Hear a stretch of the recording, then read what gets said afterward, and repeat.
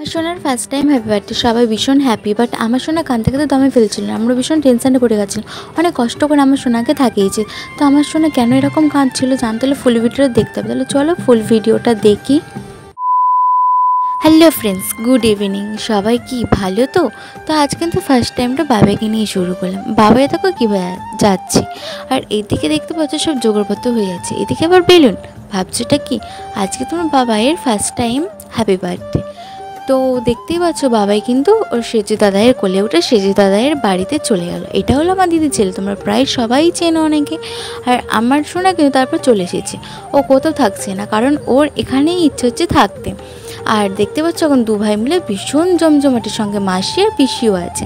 আর পূজা baby কিন্তু সুন্দরভাবে বেলুনগুলো টাঙিয়ে নিচ্ছে। চারিদিকে আমার বড় সোনা লুচি খাচ্ছে, দেখো কীভাবে, সঙ্গে তো দুষ্টুমি রয়েইছে। সেটা তোমরা দেখতে পাচ্ছ, দেখে মানে শান্ত কিন্তু মোটেই না, এও ভীষণ দুষ্ট, তবে আমার শোনা থেকে একটু কম। আর এদিকে তোমাদের দাদাভাই লুচি ভেজে নিচ্ছে। চলে এলাম রান্নাঘরে দেখতে পাচ্ছ মাংসটা টকবক করে ফুটছে, দারুণ কালার হয়েছে, কিন্তু খেতেও দারুণ টেস্টি হয়েছিলো। এটা হলো সানোমা। আর দেখতে পাচ্ছ উনুনে আমাদের 12 মাসই রান্না হয়। তারপর বাড়িতে চলে এলাম। বড় সোনা পিছন পিছন ঘুরছে এখন বেলুন টাঙানোর জন্য। আর এই হলো দুই বোন ভীষণ সাতজনই, আর একজন হলো ফোনে নেশা। তো তারপরে চলে এলাম, মানে আমার সোনা চলে এসে সোনাকে একটু সাজিয়ে দিচ্ছি, কিন্তু আমার সোনা দেখেছো কি দুষ্টুমি করছে, আর ও কিছুতেই হেয়ার বেল্টটা রাখতেই চাইছে না।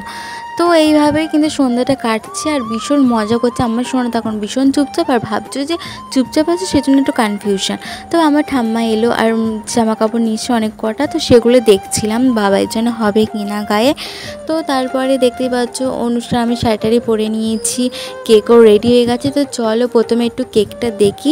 কেকটা কিন্তু সিংহ মশাই, কিন্তু আমার সোনা সিংহ মশাই কেক আনলে কী হবে, কিন্তু আমার সোনা ভীষণ মানে সিংহর থেকেও একটা ছোট্ট মিনি যাকে বলে। তো আমার সোনাকে কিন্তু অনেক কষ্ট করে এখানে বসিয়ে দিচ্ছি যাতে একটু চুপচাপ থাকে, তার জন্য। কিন্তু না, ও তো ভীষণ কান্নাকাচ্ছি, কিন্তু কোনো রকমে বুঝিয়ে টুচিয়ে হালকা বালকা করে দিয়ে 2-4টে ফটো তুলে নিয়েছি।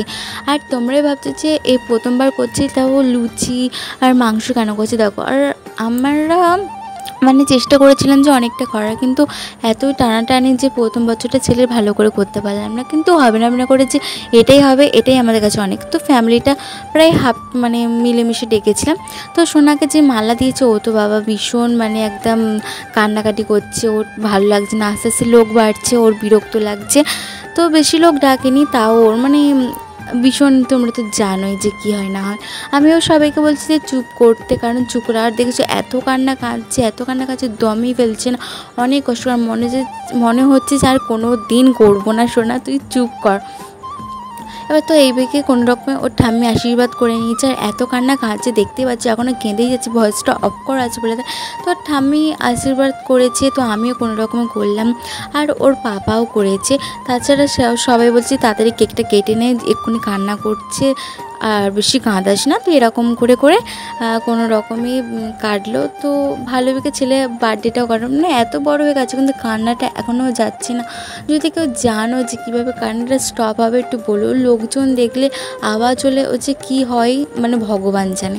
তো দেখতে পাচ্ছ এই কটা লোক, আর মানে বাড়ির কজনকে ডেকেছিলাম, আর আমার বাপের বাড়িটা এইভাবেই হচ্ছে। তারপর বেশ সুন্দর চুপ করে আছে, কি সুন্দর। আর যেই না ফাটলো সেলটা অমনি মানে কান্না করছে, দেখেছো ভীষণ কান্না করছে, দম ফেলে না। কোনো রকম কেকটা কেটেছি, কিন্তু ওকে খাওয়ানোর মতন সময় এখনও হয়নি। তো কোনো রকম পাঁজা করে ধরে তুলে নিয়ে, আর মানে হয়তো কোনো একটা অনুষ্ঠান করার ইচ্ছা হয় ভীষণ, কিন্তু এত কান্না করে না, আমার ভীষণ কষ্ট হয়, আমার ভালো লাগে না। ওই জন্য সেরকম একটা অনুষ্ঠান করতেও পারি না, তার জন্য এত টাকা টানাটানি।